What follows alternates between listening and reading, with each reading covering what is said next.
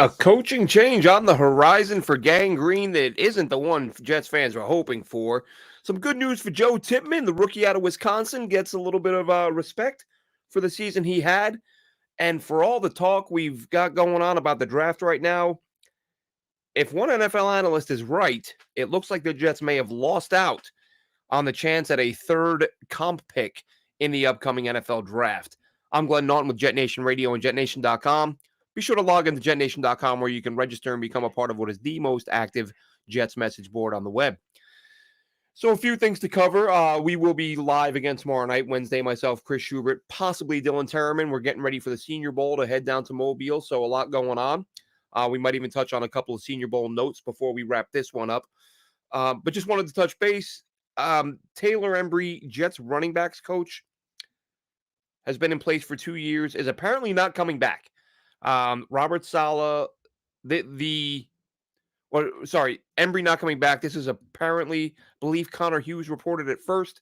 There was some talk the other day that the Jets had met with Duce Staley, former NFL back, and who fills a position that up until now, it seemed the Jets did not have an opening for him, but it does look like it is for Embree's position that he will be interviewing. According to Rich Samini of ESPN New York, the Jets interviewed Staley, or says Staley's been mentioned. Also, Tony Duce, the tight ends coach for the Titans, who was, how we doing, Wild Wave? Same to you, man. Hope you're doing well. Um, Tony Duce, who is the tight ends coach for the Titans, but has been the running backs coach in the past. I saw some people reacting in a not so excited manner to this news because of the year that because of the way Breece Hall has played. No disrespect at all to Taylor Embree, but Breece Hall is going to be just fine. Breece Hall was a monster in college. That's why the Jets were trying to trade up to get him in the first round. He definitely had first round talent. And Matthias says that Staley will be going to the Browns. It looks that way. And this is the problem the Jets are going to have. Luring coaches is not going to be easy and same thing for free agents. Free agents and coaches, getting those guys in here this year for a coaching staff that's on life support, basically. If you're one thing that NFL coaches don't really get is stability. So if they have a chance to get a little bit of that, they probably seek it out and are less likely to look at a deal, look at a situation where you're going to end up on a team with the possibility of everyone being let go after this year. And that's kind of the boat the Jets are in right now. Hot seat for everybody. It's all going to come down to Aaron Rodgers and all that and blah, blah, blah. But right now, all we know is the Jets are moving on from Embree. They're looking at some candidates to fill his shoes, but no need to get upset about this. Again, not seeing a lot of it, but there are some people who are like, oh, look at the year Breece had, and we're letting this guy go. Breece is going to be good no matter what. Me or you could coach the Jets running backs, and Breece Hall would be just fine. Wouldn't worry one bit about that. Let's see. Matthias, not going to be easy. It's going to be Rodgers, who might. Yeah, it's all going to come down to Rodgers, whether we like it or not. That's just kind of, as we've said, this is the corner the Jets have painted themselves into, where they've got to have Aaron Rodgers play at a high level, or there's going to be some trouble. But one place there's not trouble for the New York Jets is at the center position or guard, depending on the week, depending on what the future holds. Joe Tippmann, second-round pick out of Wisconsin, a guy that most of us were on board with. I know I said pre-draft. He was my top guy over John Michael Schmitz. Both good players, but really like Tippmann at center. Feel like the Jets didn't, this should come as no surprise. The Jets didn't really use Tippmann to the best of his ability this year. You didn't see him on the move as much as you did at Wisconsin, where he was great at just kind of getting outside, hitting his target, and completely wiping guys out, taking guys out of plays. Didn't see him do that a lot with the Jets this year. Even still, played really well, gave up 3 sacks. This is per PFF, 3 sacks in just under 600 reps. So that's a hell of a rookie year for Joe Tippmann. Of course, played some guard early on because of some injuries. So got on the field and really from day one held his own and did a nice job. And as the season went on, it became more obvious that he's a guy that the Jets are going to be able to build around in the future. So congrats to him. All rookie team, the Pro Football Writers Association, I believe, is the yeah, it was PF, yeah, Pro Football Writers gave him that nod, that distinction. So a big day for him. And I tweeted out earlier, just there's nothing you can do about it, right? And I get that, but as a fan, I don't know how you don't look back and go, damn, like if Becton, AVT, like if they'd stayed healthy and you pair them up with Tippmann, like that's a damn good trio. But instead, you've got a banged up Becton who hasn't really looked like rookie Becton, even though you look, he only missed one game this year. I know that, and look, if you've been following me long enough, you know I'm a big fan. Let's see. Do we think? Hey, Dylan, how we doing? Tuning in from work. Working on getting ready for the Senior Bowl, I assume. Um, Guard or center? Look, I like him at center, but there are some good centers in this class. And if they decide to take one of those guys and feel like they're better suited for the position and they want to move Tippmann to guard, I think that's what it's going to come down to. I think he'll play center unless a center who they feel can be equal or play at a high enough level. And if they feel like Tippmann has more positional flexibility, I think we'll see Tippmann play center without a new center added, or guard if they add a center. And there are some good ones in this class. Whether or not the Jets want to use another pick on a interior lineman, having taken AVT and Tippmann, that remains to be seen. I'm not saying they shouldn't. There are some guys in this class I really like, who could, who paired with, again, all you can do is cross your fingers. Hopefully, a healthy Elijah Vera Tucker. Let's see the way Tippmann filled in at center. I wonder if the Jets will move on from McGovern. I think McGovern, I think the plan all along last year was bring him in and he starts until the day Tippmann is ready. As it turns out, everybody gets hurt, including McGovern. Guys get rushed into action. But I would love McGovern back on a cheap deal as a center guard backup. We talk all the time about how bad offensive lines are in the league. You could do a lot worse as a backup than you can with McGovern. And hell, the way things went last year, I wouldn't be surprised if you brought McGovern back and he came in and won a job. And that would all depend, again, on what happens with the other guys on the interior, what they do in the draft on the interior. Speaking of Jets interior offensive linemen, I saw a note today. Now, we've been anticipating, talking, since free agency wrapped up last year, and you get a lot of sites. Isn't McGovern already on a cheap deal? I believe it was a one-year deal, Stanley. I'd have to double check that. But I'm pretty sure it was a one-year deal, and he's due to hit free agency again. So last offseason, as free agency wrapped up, you get all these sites projecting comp picks. And it looked like the Jets were going to get 3 comp picks, a 6th and 2 7ths was what we were seeing from the sites that sort of have some ideas to what the formula is to earn comp picks. So I know myself, other Jets fans, as we've been talking about the draft over the past few, weeks and months, we're kind of thinking, once those comp picks are announced, that's an extra, that's an extra 3 picks. Granted, they're late round, they're flyers, they're long shots, 7th rounders, but you still want them, right? Let's say you have a UDFA high on your board, of the remaining players. You'd rather be able to pick him with an extra 7th than have to battle another team for him and convince him to come to you, because you could lose out on that battle. So you want as many picks as you can. I don't care what round it is. So they were projected to have 3 comp picks, again, a 6 and 2 7s. But I saw a note today because I was looking it up to confirm that was what was being reported by, like I said, multiple sites were reporting it. Found this note on NFL.com. Lance Zierlein, the one of their reporters. Lance Zierlein, basically, he breaks down what picks each team is anticipating or expecting to get. And he has the Jets here, projected comp picks, a 6 and 2 7s. Again, this is written last year. But he says in the analysis, there is a chance, because one of the players the Jets lost that would have earned them a pick was Dan Feeney, the interior lineman. So Zerline says there is a chance that Feeney ultimately does not play enough in 2023 to earn the Jets a pick. Playing time, performance, stuff like that is part of the formula. I don't know what the minimum snap count is as part of the formula, but I assume it's not 90 snaps because Dan Feeney played 91 snaps this year. I'm going to imagine if there is a threshold, if there is a number that players have to get to in order to earn their former team a comp pick, it's probably percentage of snaps or several hundred snaps. 91 snaps isn't going to get it done. So for those fans, myself and others who kind of had in the back of their mind, this team has 3 comp picks incoming. Again, day 3 picks, late day 3 picks that, as I mentioned, could get you that UDFA that you may have otherwise lost out on.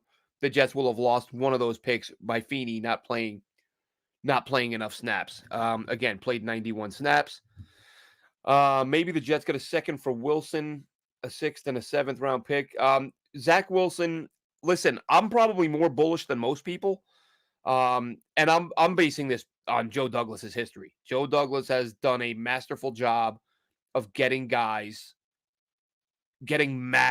value for players. Sam Darnold, Jamal Adams, even Blake Cashman, who had a great year. Good for him.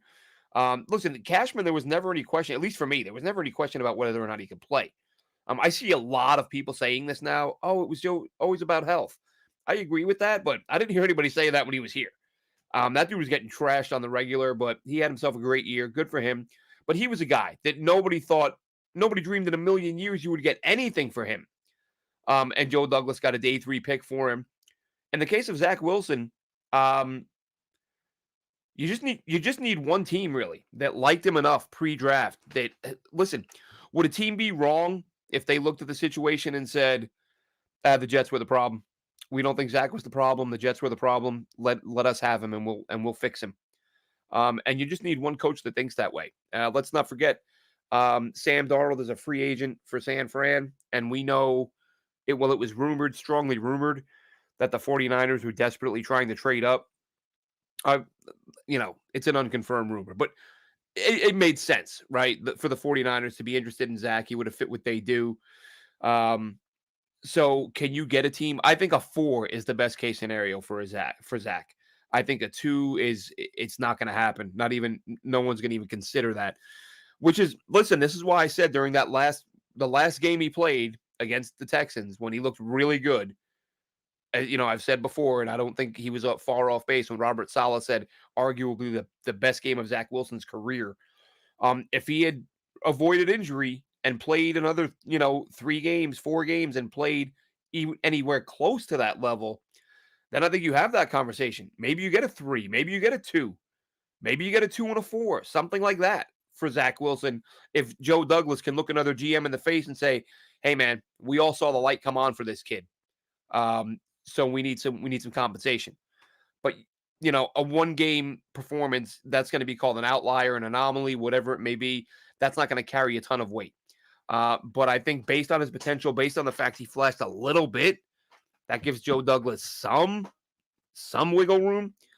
And again, especially if GMs look at everything else that was wrong, everything else that went wrong around Zach Wilson this year, and understand that not everything that happened was his fault, because it wasn't. Zach had some days where he played a lot better than the numbers would indicate, and he had some days where he had no shot. No way Douglas trades Wilson for it. Listen, that's an interesting point, Michael. I'm curious to see how this unfolds, because Joe Douglas used the 2nd overall pick on Zach, and I get it. It's time to move on. They've told him they're going to trade him. Someone tweeted me that he took him off took the Jets off his Instagram.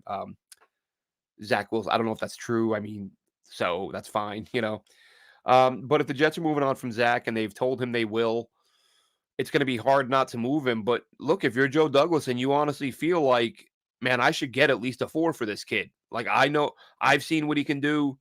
I think he's better than the numbers. And, any team calling, listen, if anyone is calling to offer anything at all for Zach Wilson, that alone tells you they think he's better than his numbers, because his numbers don't warrant giving up anything for him. So just anyone calling that in itself tells you, okay, this team sees that the numbers aren't, there's more behind that. So if Joe Douglas feels strongly enough and thinks, I'm not going to get robbed, like this kid might be a starter somewhere. I'm not saying Hall of Fame, Super Bowl winning quarterback. I'm saying if Joe Douglas thinks someone's going to turn this kid into a starting quarterback, and I'm not going to get taken to the cleaners here, and give up a starting quarterback for a 7 or a 6 or something along those lines. But if he also feels like we just got to get this kid out of the building, he's clearly not playing for us beyond this year. Aaron Rodgers is the guy. I just want this guy gone. Maybe Joe Douglas takes a 6 or a 7. I'm not saying he will. I think he'll want more than that to make a move there. Time to move on. Yeah, exactly. Look, I did a mock the other day. The 6th and 7th round quarterbacks are interesting in this class. Sam Hartman's a guy whose name keeps coming up when you do the simulators. He's always there in the 6th, 7th round. Joe Milton out of Tennessee, who really, to me, had a disappointing season. Was going to keep a close eye on him this year coming out because what little I was able to see of him last year, he looked phenomenal. The arm strength is off the charts.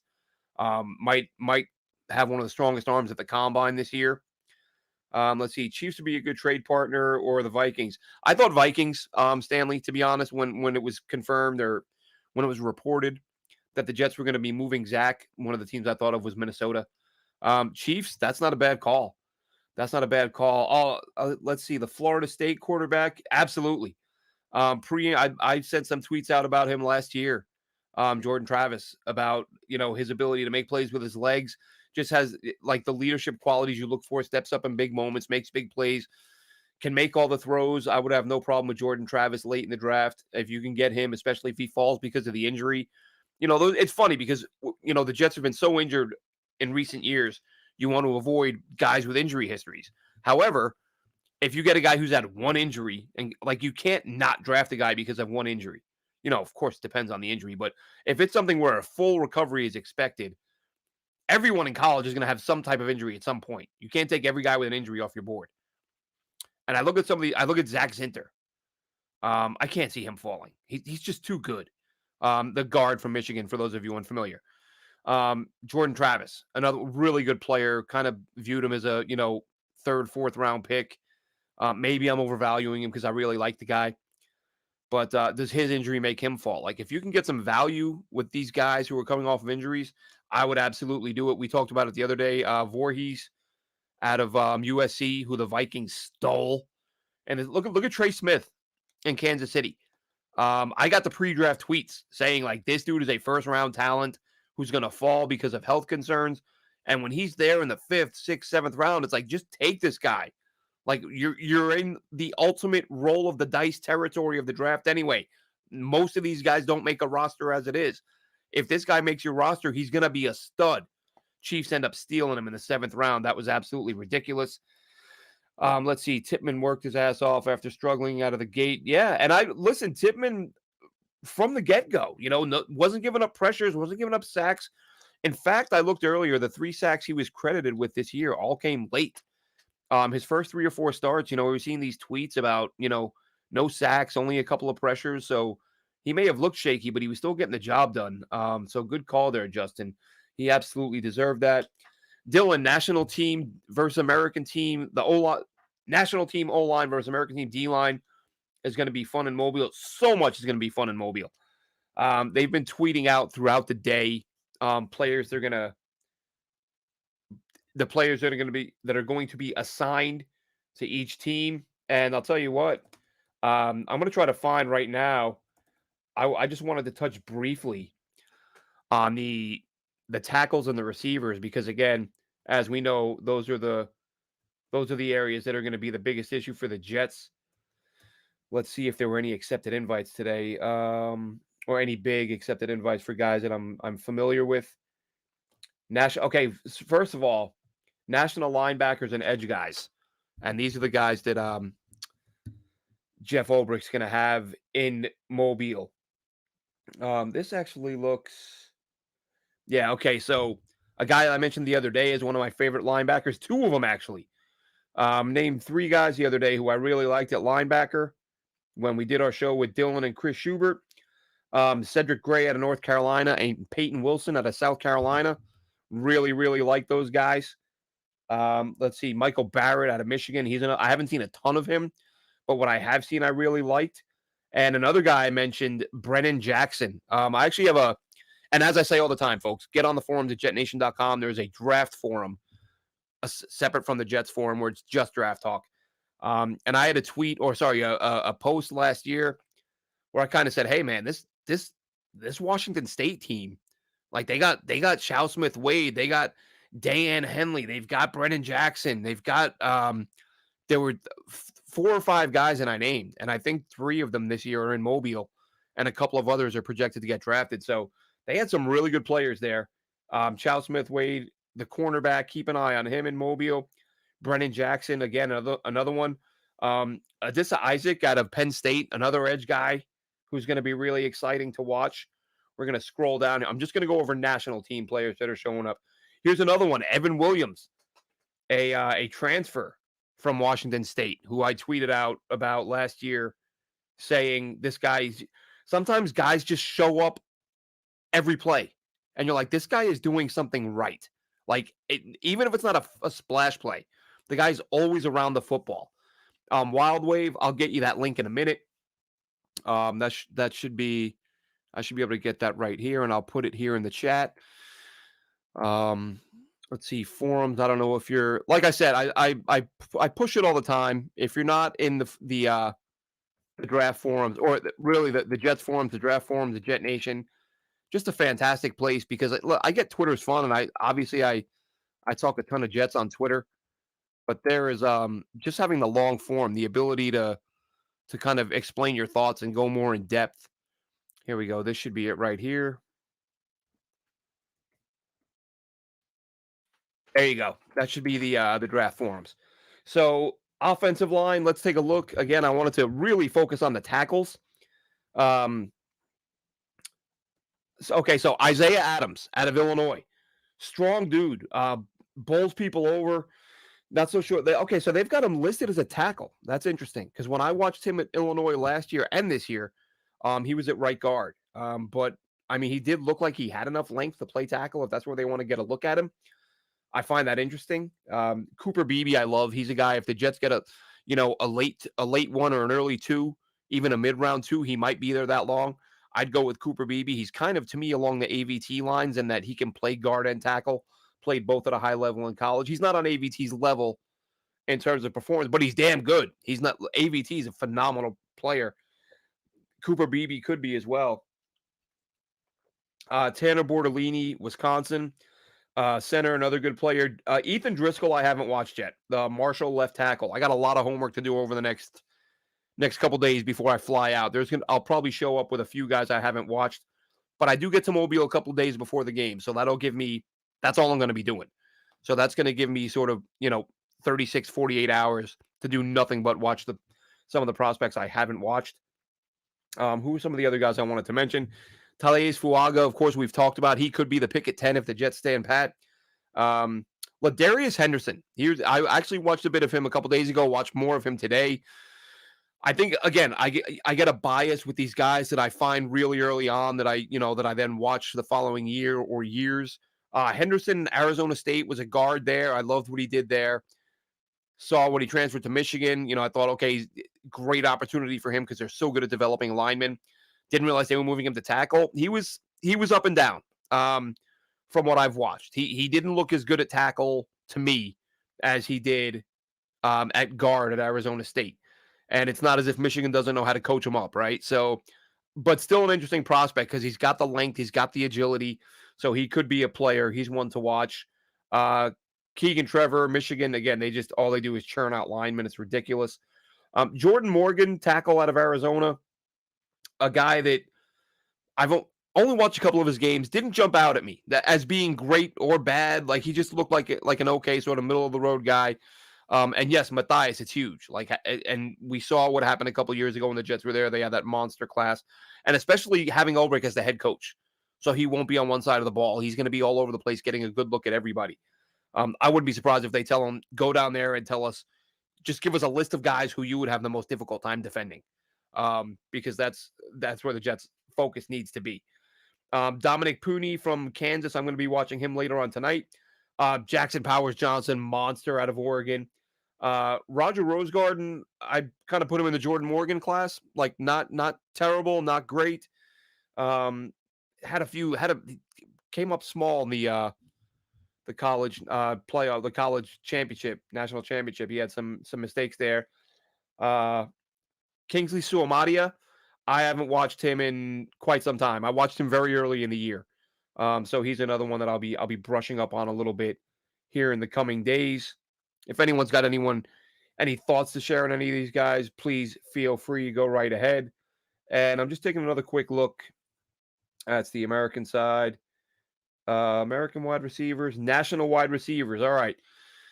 We talked about this guy the other day, right? Malachi Corley. He was our backdrop for the draft talk, the Mobile preview with myself, Chris, and Dylan. I think Corley. Listen to me, the Jets. One of the ideal scenarios. Any team really. If you came out of this class with Brock Bowers and Malachi Corley, I mean, these are two of the best yards after catch guys in the country. Probably at their respective positions might be the best.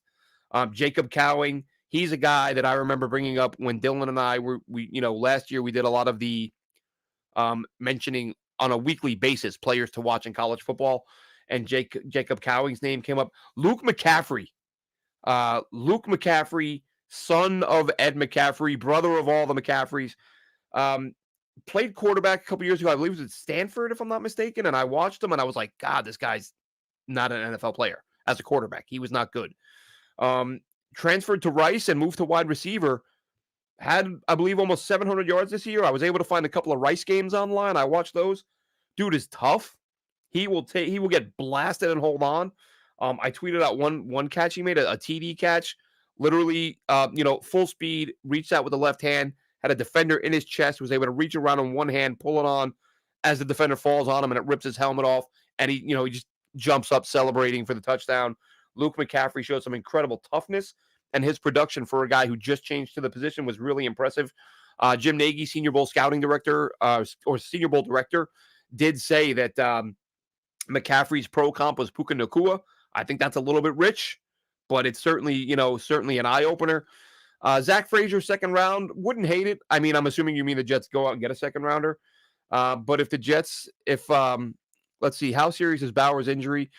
Came back earlier than anticipated. I think as long as his medicals are clean, which I expect they will be based on how quickly he came back, or how quickly he was healthy and walking around, I don't think that's going to affect him. And I've seen quite a few people mocking him I think Kuiper mocked him at 7. I've seen him mocked in the top 10 several times this week by, whether it's ESPN, CBS Sports, Emery Hunt, and Ryan Wilson did a mock, and I keep seeing Brock Bowers in the top 10, like before 10. So as much as I keep saying the Jets should take him, with each passing day, I think he's not going to be there when the Jets are picking at 10. So you got Javon Baker. I watched a little bit a month or two ago.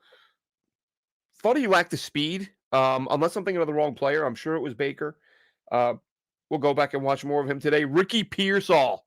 Tell me you didn't see that Ricky Pearsall catch earlier this year. Over the middle, fully extended, one hand, hauls insane, arguably the best catch of the year. And I've seen him make plays the previous year. I'm talking running full speed at an angle toward the sideline, diving over the shoulder. Ricky Pearsall is an absolute monster, as is Roman Wilson, phenomenal player. Another one, him and McCaffrey might be two of the toughest receivers in this class. Devontae Walker out of UNC, another monster receiver. There's some really good receivers in this group. Baker, and I got to watch a little more Brendan Rice. We've all seen Brendan Rice because he plays for USC, and we've all watched a million of their games. But that's the receiver group. So some really good players. I'm just going to try to look and see real quick. Yeah, okay. So here's the tight ends, and I didn't realize till just now that okay. So AJ Barner, not much of a pass catcher at Michigan, but I'll tell you what, I want to see him catch the football in Mobile. Because if he's a guy who can be productive at all as a receiver, he is a monster blocker. Nasty dude as a blocker. Just Michigan tight ends across the board. I could watch Michigan tight ends block all day. They all have like an offensive lineman mentality, and some of them block as well as offensive linemen. And then there's a guy last year that I mentioned quite a while ago. Myself and Dylan did a show. Actually, I can't remember. That may have been just me. I forget now. I went on Dom C's pod. You know Dom C. He heard his dad was okay. Brendan Rice's kid. Yeah, a little bit. He was all right. Brevin Spann-Ford out of Minnesota. Let's see what they have him listed as here, height-wise. Yeah, 6'7", 263. Brevin Spann-Ford is a guy that I liked last year, thought he was coming out. He returned to college. Um, Down year in Minnesota, but they didn't really have – they had poor quarterback play. I think Brevin Spann-Ford lacks speed. I mean, he's 263. He's not a burner, but can create mismatches because of his size. He's a wide, 6'7" and thick. He takes up some room. He's a wide dude and monster blocker. Would love to have him on board, but hopefully it's Brock Bowers and then there's no need for any of those guys. But those are some guys that I'll be looking forward to watching in Mobile. The tight end group on the national team. Not sure what the American team is. We're not going to go over every position group and every both rosters right now. Just wanted to focus really or discuss really some of my favorite linemen and receivers that Jeff Ulbrich will be coaching and watching in Mobile because look, that's where the needs are. That's where the Jets gotta find some answers at tackle and receiver and wouldn't rule out drafting an interior lineman. Michael Russo says Tez Walker, think he's going to go in the first round. He's a monster, but I mean, I guess I wouldn't rule that out. He is that good. He's not a guy getting a lot of first round buzz, but that doesn't mean he doesn't have first round talent. Of course, he was delayed getting on the field this year because the NCAA gave UNC a hard time. And first they said he wasn't going to be eligible to play at all. And then he gets on the field and just tears it up once he gets out there. So yeah, really good player and a guy, one of many good receivers. I talk about it all the time. How I think it was 2 years ago listening to the highly respected Daniel Jeremiah. And he was saying this receiver thing is going to be an every year thing. Like every year you're going to have a loaded class because receivers are getting paid now and they make all the highlight reels. The game is so heavily revolves around passing the football that all the best young athletes, all these kids in high school and college, really high school, pre-high school, they're watching these highlight reel catches these receivers make and they're seeing the money they're making. And all the best kids, I want to play receiver. I want to play receiver. And so that's where all the top talent is getting funneled. And you're seeing it now in the NFL. Every year, you're finding these really good players, really good receivers late in the draft. I think that'll happen again this year. Bowers, Neighbors, Odunze. Listen, and Wild Wave, thank you for making that point. And I don't know if I've made it on here. I know I've made the point about Bowers. But the point about a weapon, like you need a pass-catching weapon to help out Garrett Wilson. I don't know, and I've seen not a ton. Most people sort of across the board say Jets got to go with the tackle early. Jets have to get a first-round tackle. But a few people say, go with Odunze, get a receiver. Some people have said Neighbors. But then when you say Bowers, they're like, no, we don't need a tight end. Like you need a playmaking pass catcher, and that's what Bowers is. The difference with Bowers is that he can also line up in line and block his ass off and improve your run game. And, of course, he can block outside too, but that's sort of between the tackles up the middle where the big guys live, your receivers aren't doing that for you, whereas Bowers is.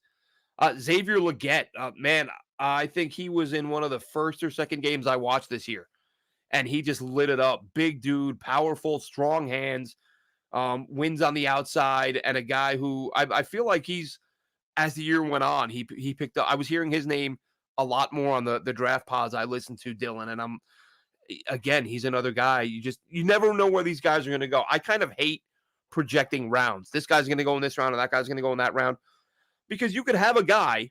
You could say I think he's going to go in round 3, and maybe a team picking in the third round has him number 2 on their board, so they pass on him, but then the next 15, 20 teams don't have a need at that spot. And then the guy drops 25, 26, 27 spots. And it's like, oh, how can I be so wrong about where he was going to go? Well, you just don't know how wrong you are. Because there's a shot if he was like, well, he was our number 2 and we would have taken him if the other guy went. So he was going to be a third round pick.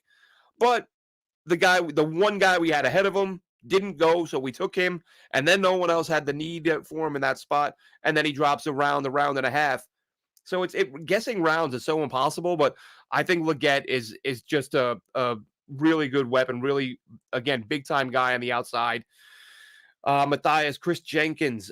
Listen, there's and Michigan. Look, national champs, right? They great coaching. They've done a phenomenal job developing talent on both sides of the ball. I just mentioned the tight ends, the ability to block, the O linemen. They're going to have a bunch of linemen drafted. I want Zach Zinter. Like I said, if he falls, grab him. Ladarius Henderson, again, that's a guy that I'm going to be watching closely in Mobile.